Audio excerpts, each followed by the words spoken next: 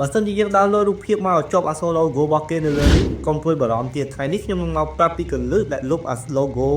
នៅលើរូបភាពឲ្យបានស្អាតល្អចេះតែមួយក្បាច់នេះធានាថានឹងជួយការងារអ្នកបានច្រើនមកចាប់ដឹងតោះចូលទៅមើលបន្ទាប់ពីចូលមកដល់កម្មវិធី Photoshop យើងធ្វើការទាញ layer មួយដើម្បី copy ហើយយើងធ្វើការ select នៅលើ logo ដែលជាប់នៅលើ product របស់យើងហើយយើងធ្វើការមើលទីដែលវានៅជាប់នេះបន្តិចខ្ញុំធ្វើការលុបនេះចោលហើយខ្ញុំចូលពាក្យ select យក modify ចូលពាក្យ expand ដើម្បី contrast លំបងចេញបន្តិចហើយខ្ញុំធ្វើការយកពាក្យលើហើយខ្ញុំធ្វើការយកលើពាក្យ edit ហើយខ្ញុំធ្វើការតិចចូលលើ fill ដើម្បី render វាដើម្បីផ្ដាច់យក logo ចេញពី product របស់យើងបន្ទាប់ពីវា render ពេញហើយវាធ្វើការផ្ដាច់អក្សរនៅ logo ដែលលើ product ហ្នឹងបានសម្រេចហើយអ្នកគ្នាចឹងនៅអរគុណយល់យ៉ាងណាដែរចំពោះវីដេអូហ្នឹងបើអត់យល់អ្វីណាអាច comment ខាងក្រោមដើម្បីខ្ញុំនឹងប្រាប់បន្ថែមអរគុណបើសិនជាចង់បានវីដេអូថ្មី